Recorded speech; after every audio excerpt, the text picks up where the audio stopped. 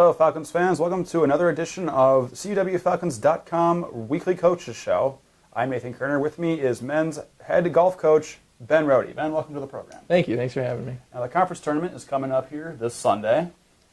This is your first year as head coach of this program.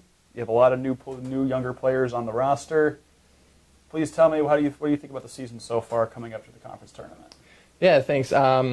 So far, it's been a good season. It's been a long season. The guys are getting a little tired, ready for it's getting a little colder out there. But so far, coming into the season, it was a challenge. We had a lot of new guys coming in, which I also find very encouraging. We have a lot of young guys, a lot of young talent on the team, which I'm very excited about. Some guys in the beginning of the year with young players, it's always a challenge coming in from high school to college. There's a big transition. So I had some guys shooting pretty low scores in high school, and now coming into college, it's a little bit different. The course is sometimes a little bit longer, and so they're faced with those challenges. But I'm very encouraged. Coming into these last 2 weeks, we've shot the low scores we've shot all season, which is a good time to get hot. Is right before the conference championship. So yeah, they shot some pretty low scores the last couple weeks, and now we're coming to the conference championship with a lot of confidence. I think that's a very good thing, especially for this young of a team. But yeah, with the young team, we're very encouraged. I think that after their first semester here, I think that they'll be able to start picking it up. They're getting to know these courses, and yeah, look forward to the future. Especially against MSOE, I believe it was the second round. You shot a 306 as a team, which is the lowest for CUW men's golf in the NAC era. Definite sign of progress? Definite sign of progress, yeah. We've shown signs of potential throughout the year. We'll have one or two guys shooting the 70s, and we'll be able to tally that score up. This was the first tournament that we had 4 guys shooting the 70s, and we were able to add that up. And so Evan Rabas, one of our golfers, he posted a 149, which is also the lowest 2-day score from a golfer in the NAC era as well. So he really has picked it up. He's done very well, and we have a couple other guys who shot really nice scores. So the encouraging thing is if they played to their potential like they did in the MSOE tournament in Geneva, we really have an opportunity to do well. And I think that they're kind of coming into their own and showing their potential.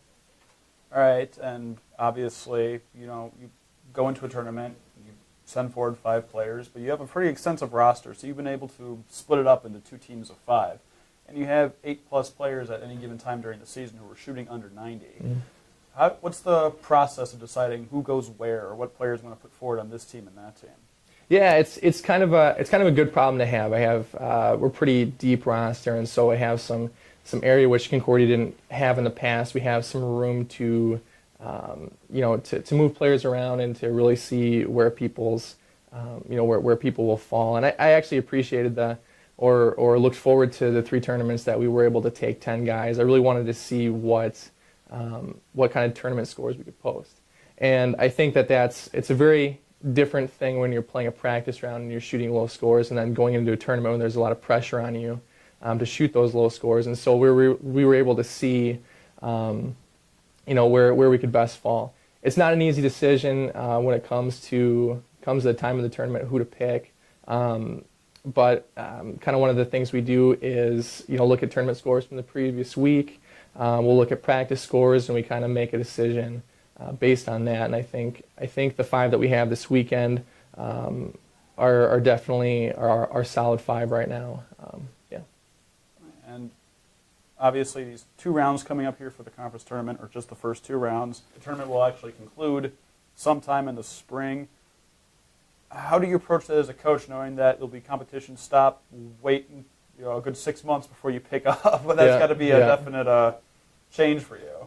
It is definitely a change. And with the guys coming in, this last year when we played in the spring, and it was a cold Wisconsin, cold spring, and we ended up playing our first turn. I think the first tournament might have gotten canceled, and the second one we had to schedule on. I was told at the time it was the only course that was open in Wisconsin, and so we had to so it's a a challenge with that too, to be able to come, especially in Wisconsin, where the guys aren't able to practice as much and aren't able to play, maybe play a full course coming into that. So I think that's an obvious challenge coming into it. So that's going to be important, is to have the guys kind of stay loose, to be able to go hit balls, over the winter. And then, so I think that's the biggest issue coming in with it, and the biggest challenge, I would say. But coming into April, at the end of April, we're hoping to get a couple tournaments and maybe go down to Illinois to get an event in where it's a little warmer and we can play a little bit, and then we should come in ready to play in April. And with the rounds coming up here, one of the big challenges for you is, I remember us speaking about it, you've never been to the course it's going to be held on, but you can vouch for your players they have. So what are some preparations you're making going into this particular course? Yeah, I'm actually really encouraged. One of the if you look at our scores for this year, it's something we're working on. We have a really good Monday scoring average. A lot of our guys are posting some really nice scores on Mondays, and Sundays we are having a little bit of a challenge. And if you ask the team, that's one of the things that they'll talk about that they're struggling with. And I think one of the issues there is they're not familiar with the course on Monday. And I'm encouraged this weekend, coming into playing the Irish course at Wilson Straits. It's a couple of my guys' backyard. They've worked the course. They play it quite a bit, and so they're very familiar with it. And I think that's going to bode well for their scores, and I think that we should have a really good opportunity to post some low scores. Thank you, Ben, and good luck this Sunday. The men's golf team will participate in the Northern Athletics Collegiate Conference Tournament first 2 rounds at Whistling Straits Golf Course on the Irish course this Sunday, Monday, October 13th and 14th. Please stay tuned to CUWFalcons.com for a weekly coaches show, new episode every Wednesday.